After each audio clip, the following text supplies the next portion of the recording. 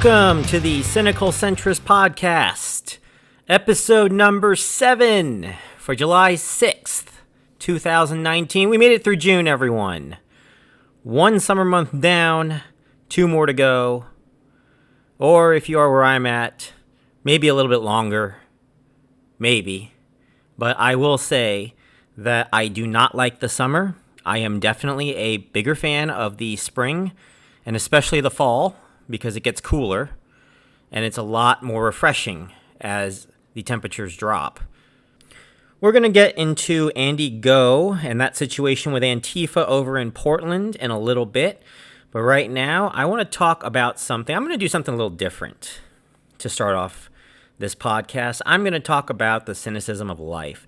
Now, I have said that I wanted to do segments like this before, but it had just been very political heavy when we started out this podcast. Well, it's a little bit light, and I thought I have to talk about this because this is something that just couldn't be ignored. Now look, I get it that when great figures of history do great accomplishments, they are honored. When General Douglas MacArthur defeated the Japanese during World War II, he was praised here in the United States. Women named their babies after him. So when your favorite orange and mine, President Donald Trump, became president of the United States, obviously, companies have to honor him by creating Cheetos products in his honor, apparently, because that's definitely how I'm feeling with all of these Cheetos products showing up in fast food places. I mean, what the hell, people? You know, back in 2015, we had Mac and Cheetos, and that became such a huge hit with Burger King. And I get it, this was before. I'm making a joke, people, all right? In 2016, they created Cheetos chicken fries as well over at Burger King.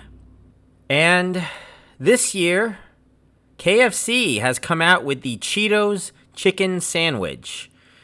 It's basically their crispy kernel chicken sandwich mixed in with a little bit of Cheetos sauce and Cheetos on the bottom, the Cheetos cheese curls, actual Cheetos cheese curls on the bottom to kind of add the texture of that crunchiness. And I tried one.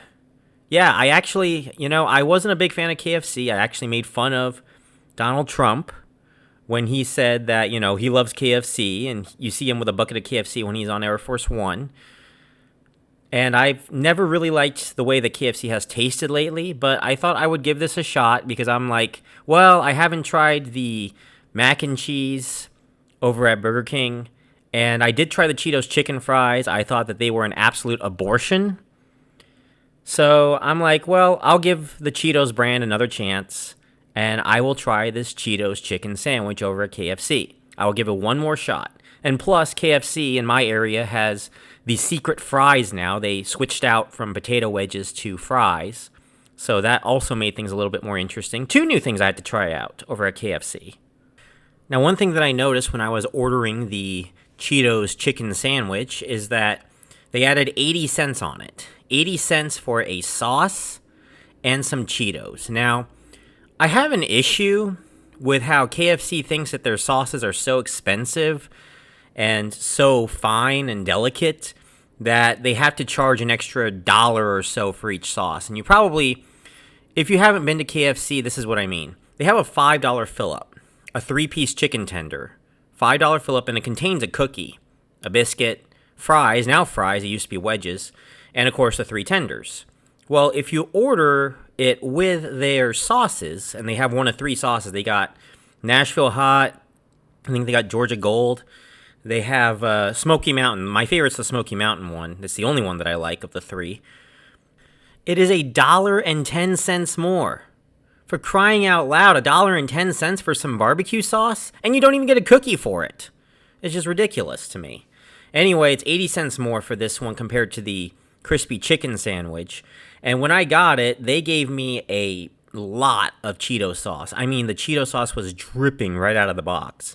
And there was this giant orange pool of Cheeto sauce. And I put a little bit on my fingers and I rubbed it. And I noticed that it was actually Cheetos powder. But when I tasted it, it didn't taste like cheese at all. Not at all. I mean, there was Cheetos powder. I could tell that. But it's just like a smattering of Cheetos powder, some water, and some food coloring. I will say overall, the meal, the Cheetos sandwich itself, was very disappointing. Now, their new fries are really, really good. They're way better than the wedges. I'm actually very impressed by that.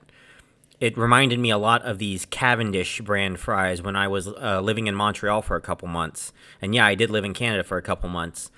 And they have these fries that Costco's up there have. It's the Cavendish brand, I believe.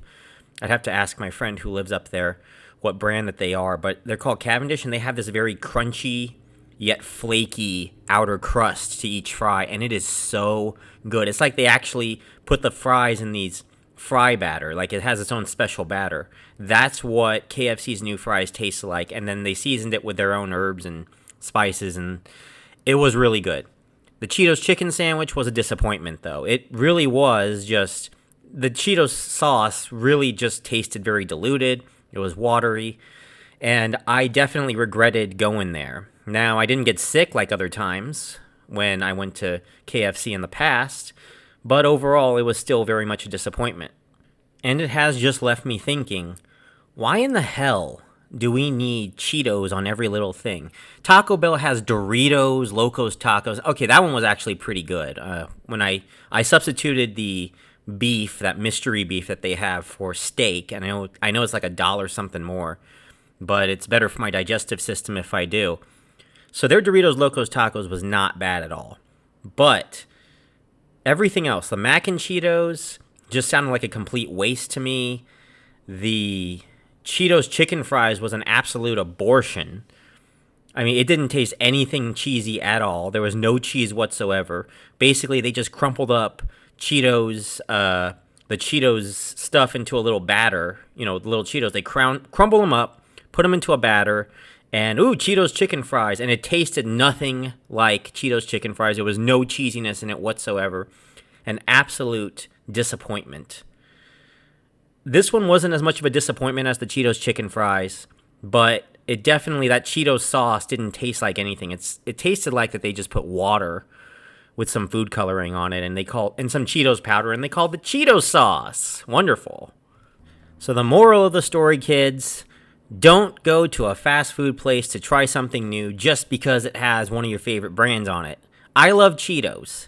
I don't like the Cheetos chicken sandwich. I don't like the Cheetos fries.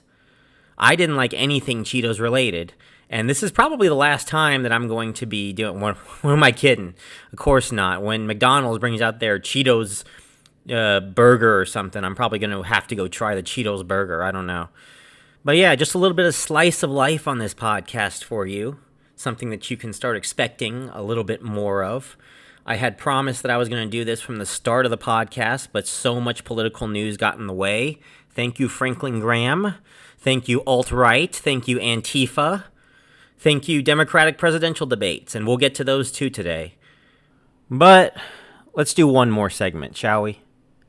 I do make fun of Trump a lot for being an annoying orange. And there are people who call him the human Cheeto on Twitter. And you know what? Sometimes you have to think to yourself, there's probably worse things in life than being a human Cheeto. I mean, don't get me wrong.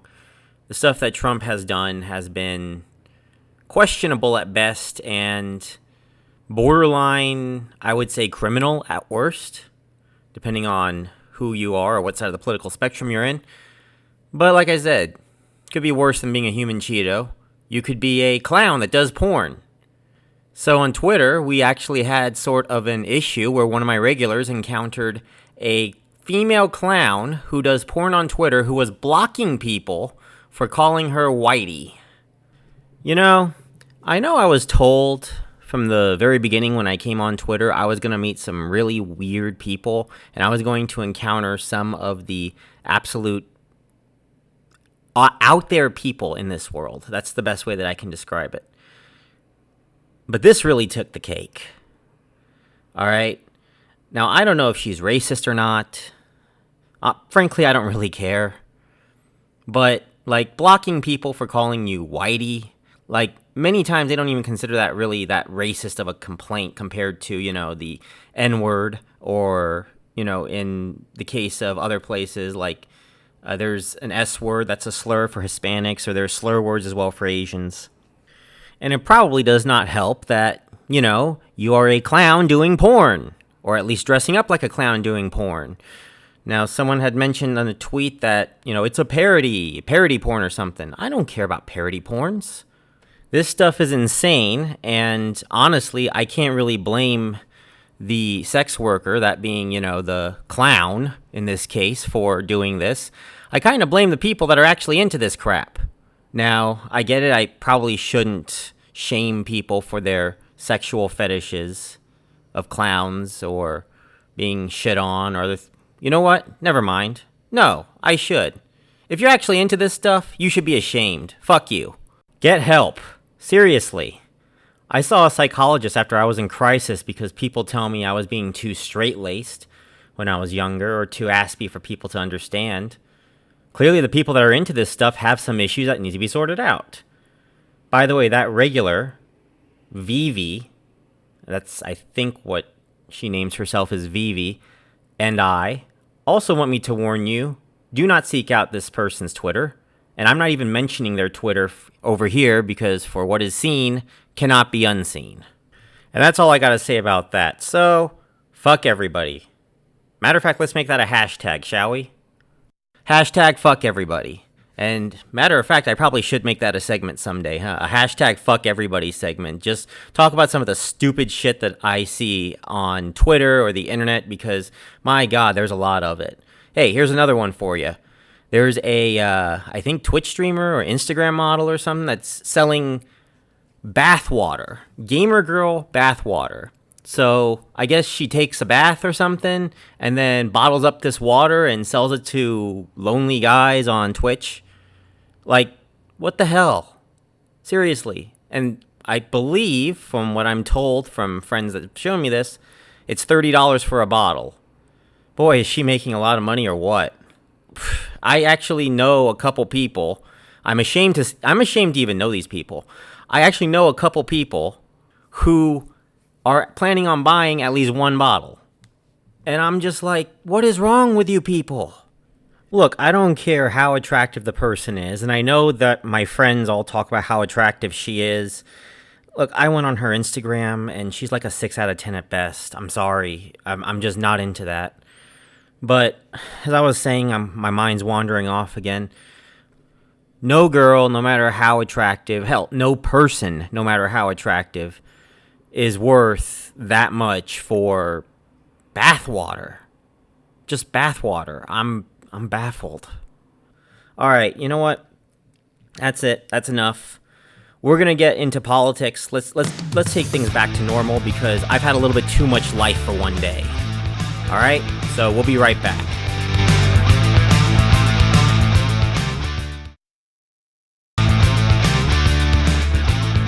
Before we continue with the second segment, I would like to make a huge announcement. I am now on YouTube, and starting this week, all my links will link to YouTube instead of Podbean. Go to my Twitter at Cynical Centrist and click the link that's going to be on the left side. It should say youtube.com/ a bunch of letters and numbers to get to my YouTube channel. Subscribe and click the little bell icon to be notified when I have new episodes and any extras. I'm thinking about doing some retro gaming, maybe doing some extra, like little, sound bites or something, a little bit extras for, events that I might not be able to show on the main show, which is this. Now, as for Podbean, I will be posting my episodes for 2 more weeks before I am moving completely into SoundCloud. And I am going to try to put up SoundCloud. It's going to be a little bit later this week, around, I'd say, Monday or Tuesday. But I should have it up on SoundCloud very, very soon. You can check that out, soundcloud.com/cynical-centrist. That is the dash, little dash symbol, not actually the word dash. So soundcloud.com/cynical-centrist will be the new location of the Cynical Centrist podcast. But I will be linking mostly to YouTube.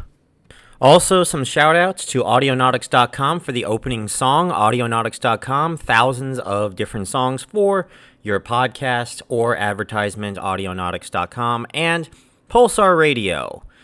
I've been talking about for the last several weeks. He is a good friend of mine, RadioVegas.rocks, spinning the latest in hardcore, alternative, punk, rock, and more.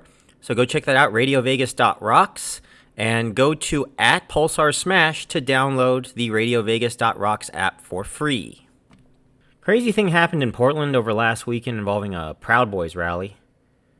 Antifa came down to kind of counter-protest, and also there was some violence that was happening. There were some fights.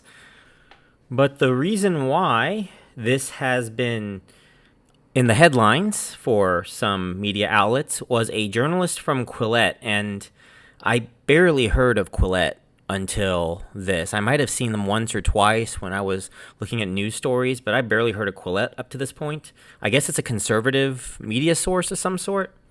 Anyway, gay Asian journalist Andy Ngo, and I think the G is silent. I always went with Go when it's NGO, but okay, Andy Ngo was beaten by Antifa during the rally, pelted with milkshakes. A rumor had it the milkshakes were laced with cement mix, and I wasn't quite sure why they did that. I guess it was supposed to, if it dries, it causes considerable burns and damage to the skin, is what many had said. But turns out that the police department had checked, and there were, in fact, they were just normal milkshakes. There was no cement mix in them, so that was a false story. But regardless, there was also an initial talk of racism by Antifa against Asians, and hell, I'm going to be honest with you, I thought about that myself at first looking at this. I mean, we were just coming off the heels of the debates where Andrew Yang had been silenced by MSNBC, and there's a lot of people, well, I'm not going to say a lot of people, but a significant number of people that I have talked with been telling me, like, they don't completely understand the blackout that the media has regarding Asians, at least the liberal media. But I knew he was a critic of Antifa.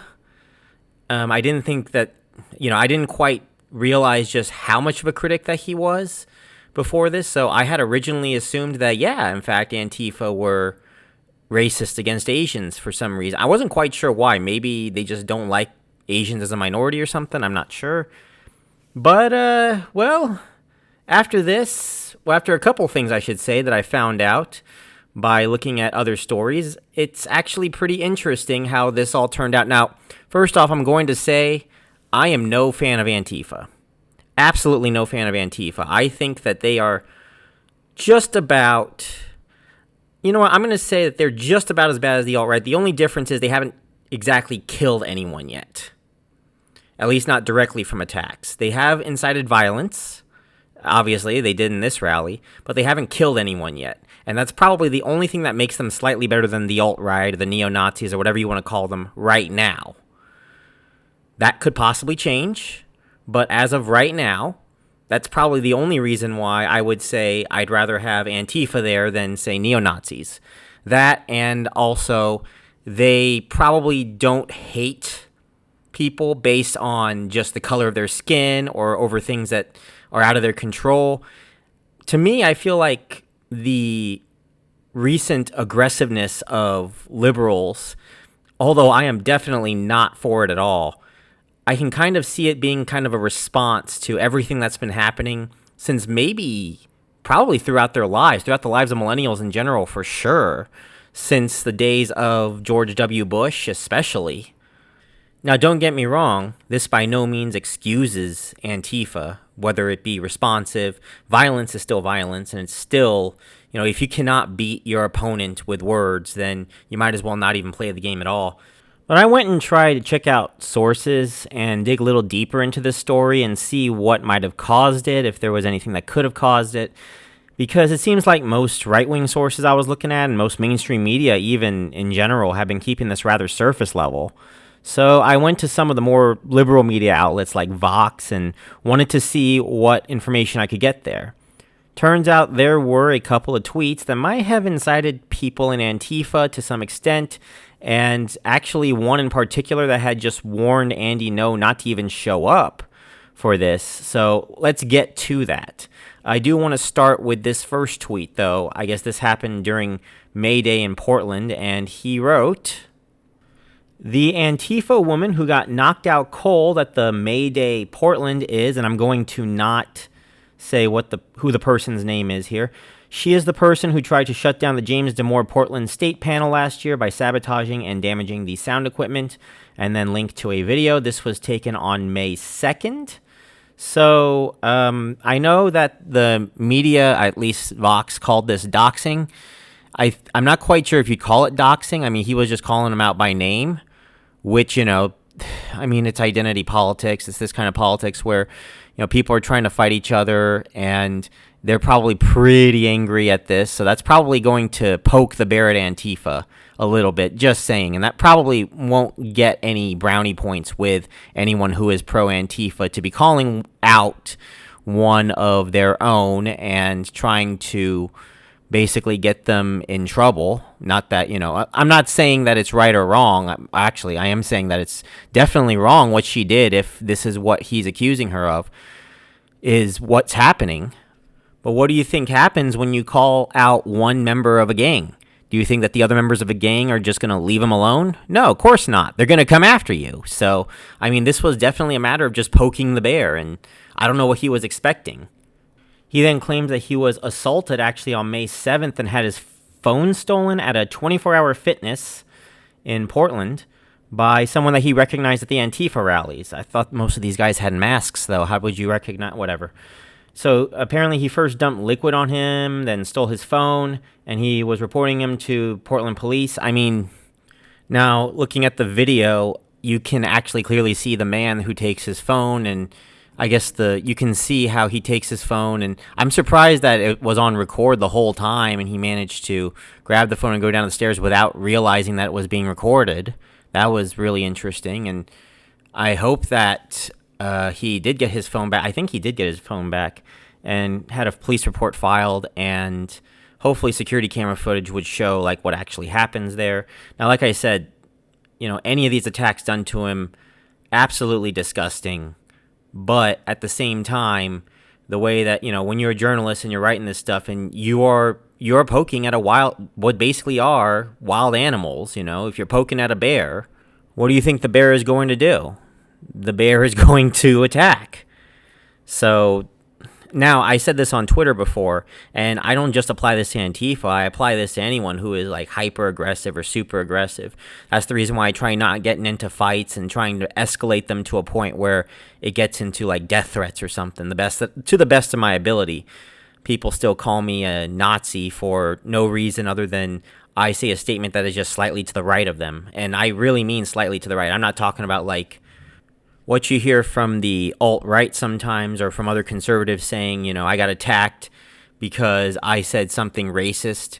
I mean literally by saying that it's wrong to attack this person, and they call that Nazi propaganda. Last tweet I'm going to look at from Andy Ngo here. Source with knowledge tells me Proud Boys hosting event in downtown Portland on the 29th of June, almost exactly 1 year after the Battle of Portland. Unknown if Antifa will show up to fight again. This went viral from that show. Well, that he just shows a video of like that attack, I guess, that happened last year. And this was posted on June the 11th. He would put down in a later tweet on the 23rd of June that indicated a meetup by Antifa that they were going to counter-protest this Proud Boys rally. And they had actually called him out by name. And just reading here, local far-right Islamophobic journalist Andy Ngo, who participated in the Patriot Prayer and Proud Boys attack on Cider Riot on May 1st, 2019, and who was the first to publicly promote the June 29th Proud Boys event, also targets the DSA while dismissing as hoaxes a series of assaults against the Portland LGBTQ community, some of which were gloated about by far-right activists. So they did mention him by name, so they were prepared for him to be there. Now, if you actually wanted to cover it, I don't understand why he just had someone else go in his place and cover it. It almost felt like that he wanted to go out there and be a victim. And look, play stupid games, win stupid prizes. Am I right? Now, if it were me and I was being threatened, well, this is the reason why I'm anonymous, guys. Why do you think I don't tell anyone except for like maybe half a dozen people know my real name on Twitter? Maybe like 1 or 2, 3 people at best probably know what I look like. And I like to keep it that way. I have never even shown my picture on Twitter, so you wouldn't be able to find it. And the reason why for that is because I want to try to remain as anonymous as I can. I really don't want to get involved in conflicts if I can help it. It just so happens that people just completely lose their minds and they go at me. So when that happens, I either have to block them or quell the situation, which I actually had to block one person. First time I've ever blocked anyone on Twitter over this, because he accused me of sending out Nazi propaganda, because I initially believed, before finding out that Antifa was attacking an old white man after this, that Antifa was being racist against Asians here, that this looked like a racist attack before all this information came out. So you can see that, and it was probably not the best move for me to go at it like that, but I had just, like I said, I just gotten off the debate, and there were a lot of issues that I had been seeing, and a lot of people have been crying Asian racism as well by MSNBC. So it's like, with all this liberal media kind of all crowding around into one, you start thinking to yourself, well, what else am I to think? But either way, Andy Ngo, like I said, sorry that it happened to you, but you kind of put yourselves out into that situation, and what do you expect is going to happen? This is the reason why I stay anonymous. This is the reason why I prefer the comfort of staying inside and not having to deal with other people for the most part. This is probably why I hate most people, just letting you know. Hashtag fuck everybody, right?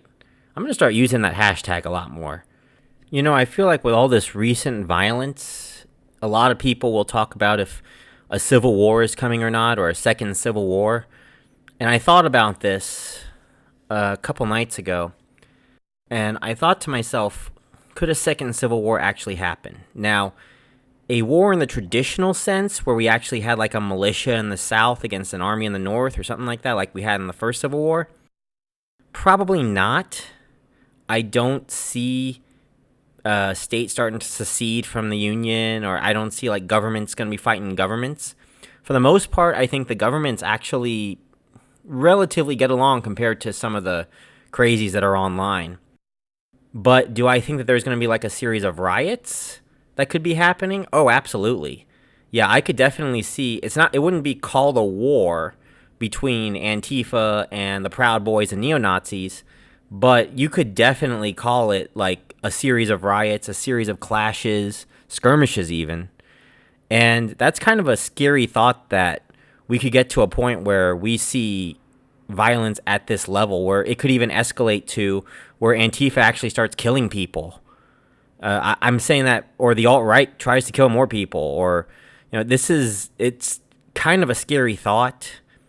And a big reason why I cannot stand people is that people in general will always seem to resort to one of these two extremes. And I am so tired, so sick and tired of being told that I have to be one side or the other. And that being a centrist or being in the center is a bad thing. I saw this one tweet a while back.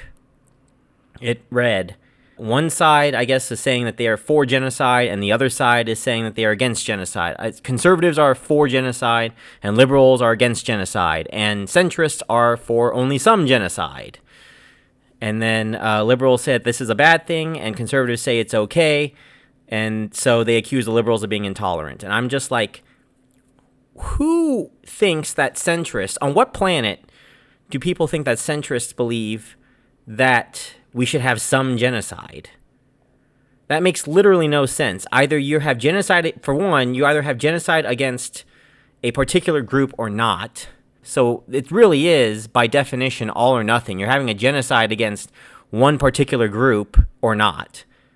And second, being a centrist or a moderate does not mean that you're going to just take one side and the other side and you're going to call it right down the middle. We're talking, when I call myself a centrist, I'm talking about like a centrist according to like the total politics of the world in general. I went on Political Compass just to double check. And in fact, I am just barely left of center. Just barely. I think I have a negative 1.0 on economic left and right, and I have a little bit more on the libertarian side, negative 4.0 social, authoritarian, libertarian. So when I talk being a centrist, this is what I'm talking about. Virtually every political quiz I've been in has said I am a moderate. And most people think that being a moderate is bad. Well, being a moderate is just like being liberal or being conservative.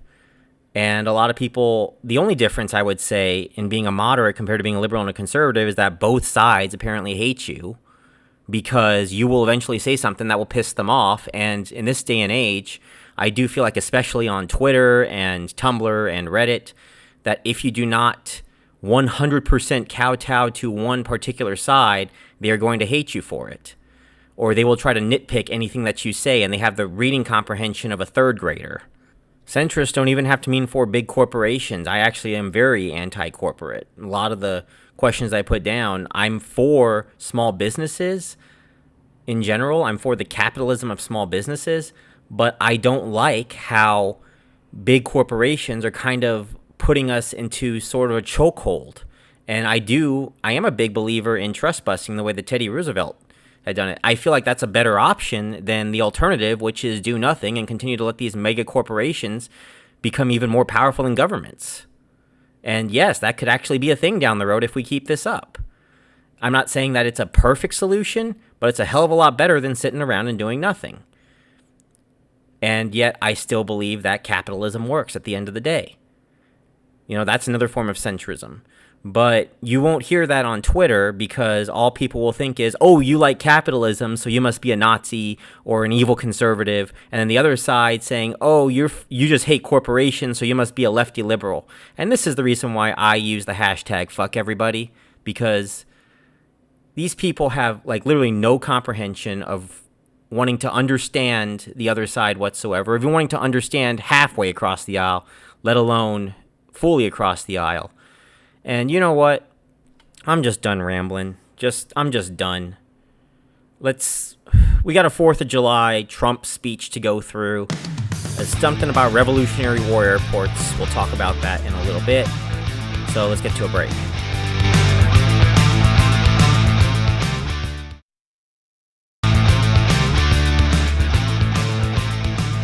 Now, before I move on to the final segment, I have to give a shout out to Representative John Delaney. No, I'm not talking about Delaney's dogs that I was talking about last week, but the real deal, John Delaney, for being pretty much an awesome sport. I've mentioned Delaney's dogs before, and it's sort of a joke thing going on between me and a regular who runs hashtag Delaney's dogs. That I would talk about how nobody goes to John Delaney's rallies, or like 2 to 3 people do. Oh, get the family-sized Cheetos this time. Which, let me give a shout out to Gert for this. Well, one of my tweets, I wrote actual photo of John Delaney's last rally with a tumbleweed gif, just a stock tumbleweed gif. And I find out this morning that it was liked by John Delaney. Not a parody account, but the real deal. I definitely did not expect that, and to be honest, that alone would put him at least in my honorable mentions now.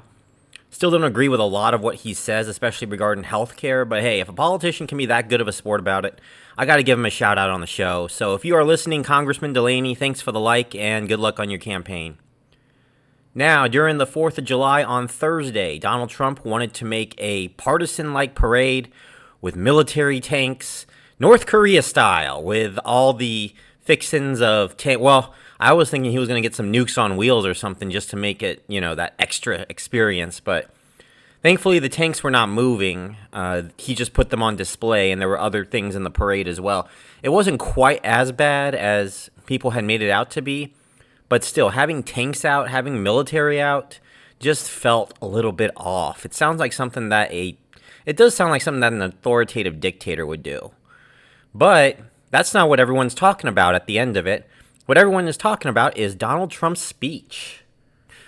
In his speech, which was otherwise boring, except for this one part that I'm going to just try to quote the best that I can, and I'm going to do it exactly as he said.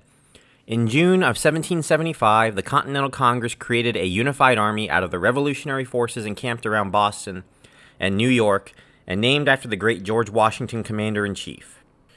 The Continental Army suffered a bitter winter of Valley Forge, found glory across the waters of the Delaware, and seized victory from Cornwallis of Yorktown. Our army manned the air, it ran the ramparts, it took over the airports, it did everything it had to do, and at Fort McHenry, under the rocket's red glare, it had nothing but victory. Well, other than like half of this sounded like word salad, do you see what the problem is here?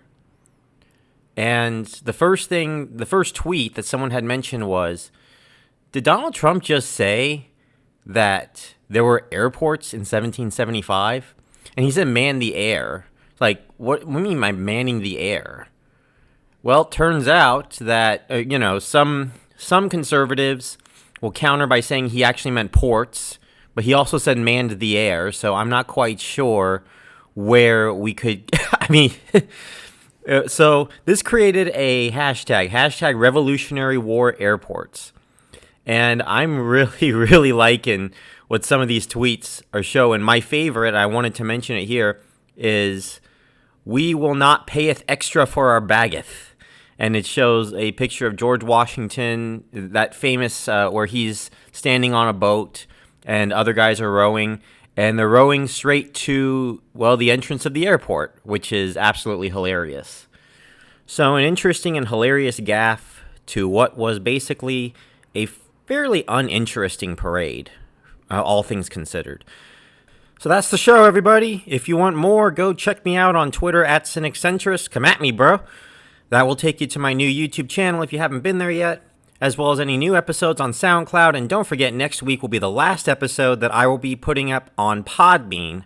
Starting July 20th, you can catch all new episodes on SoundCloud and YouTube. And finally, just ask all the pro-Antifa accounts I've had to block this week. If I'm not pissing you off, I'm not doing my job. See you next week. Bye, everyone.